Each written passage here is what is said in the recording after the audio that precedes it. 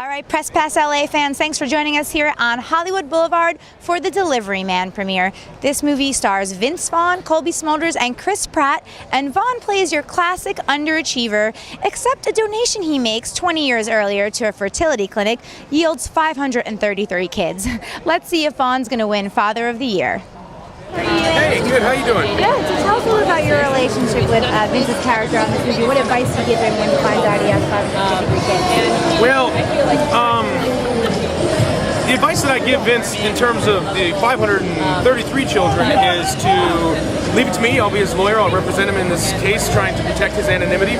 But more importantly, I give him advice when he's finding out that he may be a father of his own biological child, with the character played by Cobie Smulders, and that advice is don't have kids, I tell him, because I don't think that he's capable of it. I don't think he has the skills to be a father, and this is, my point of view at the time is that I'm a father of four who's really buried in the amount of work that it takes to raise four kids as a single dad, and I see it as from a very real point of view, so I tell him that he shouldn't do it. What was it about this girl that made you want to be part of it? I'm a big fan of Ken Scott's, and I love the original film, Starbuck. Also, I'm a big Vince Vaughn fan who isn't, and I've loved all the movies he's done, and I was really excited to see him do something that in this tone. It's like unlike anything he's ever done before, so I wanted to be part of that. What do you think the message is coming out around Thanksgiving, November? I'll tell you what the message this is. You're going to take your kids to see this movie, and when they walk out of the theater, they're going to want to give you a hug. That's good enough for me. Thank you about your role. Are you one of the sons, Vince Vaughn's sons? I am. One of 553? I am. Yes. I play a historical reenactor at the Morrison Mansion, which is the oldest standing house in New York. And it was built in the colonial days, and I play like a Ben Franklin kind of wannabe. Are you giving him like a tour? I'm giving a tour, and I'm really, really bad at it first. And he supports me, and he gives me encouragement and inspiration. And there he is. Okay, you're a young guy. What if this happened to you? What about when you found out, like, hey, I'm dad of 553 kids? What would you do? I think I'd want to find it to do. I think I'd want to do the same thing, because you're only here for a short time on planet Earth, and you gotta, why not love as many people as you can? Do you know what I mean? Well, Andre, you're the film's producer. Tell us how you came up with this idea and how you came up with the number 553. Well, because we start with 150 and we find out with our research that it's not enough, because in the real life there's some people who have 250 and even more. So since our goal was to make a comedy, we have to raise the number, because like I said, in the real life there's some case where there's more than 250. The fathers is. So you had so it's a comedy, but I'm sure there's a heartfelt message in there. What does Vince Vaughn's character learn after meeting some of his kids? Well, I don't know what he learned, but I learned that he got another kid after the movie, so he might learn something. I don't know. We're here with the executive producer of the film. Tell us how you came up with this idea, or how you transferred it, from Starbuck to this film. I saw the original version before it had come out, and it struck an amazing chord in me. I'm a father, and I've been more passionate about making an English language version of this movie than almost any movie I've been involved in. So I pursued it vigilantly, brought my partners out from Canada. Steven Spielberg and Stacey Snyder at DreamWorks were kind enough to believe in us and let us make the movie, but it is I really feel that it is a movie of its time. And did you always have Vince Vaughn in mind to play the leading man? I absolutely never had Vince Vaughn in mind, but we got a call from Mr. Spielberg.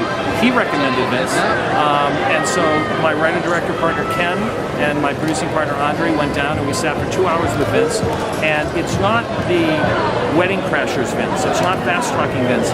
What we suddenly saw was, in real life, this is a mature man, incredibly intelligent and articulate, a father, a point in his life where we felt, oh, he is David. He could play David. He's of working class roots, like David is, but we felt he could bring a heart, and the bet we placed on Vince has been returned 1,000-fold. He's different in this movie than I think ever before, and people will be amazed at the depth of emotion he brings.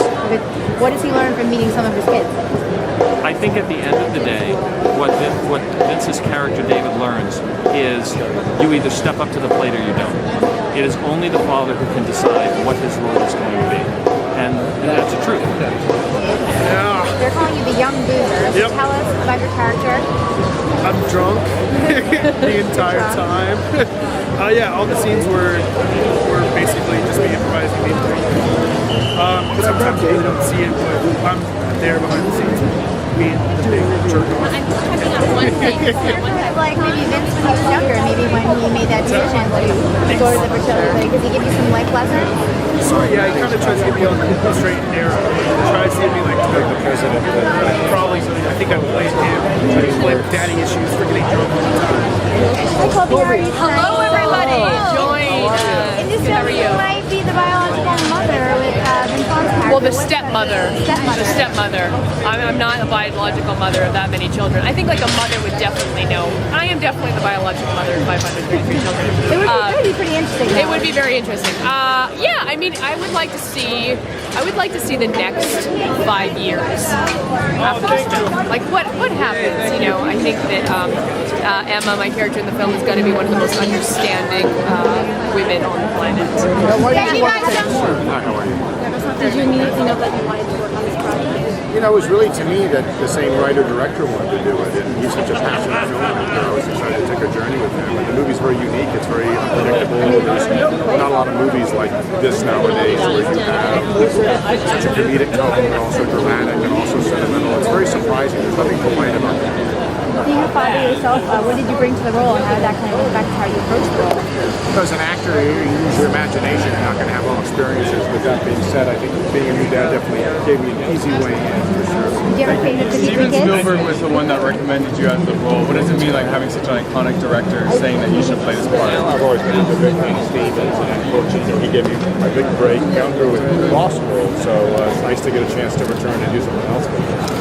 All right, that's a wrap on the red carpet for the Delivery Man premiere. Unlike Vaughn, you don't have to wait 9 months for the result. You get to see this film opening in a theater near you this November.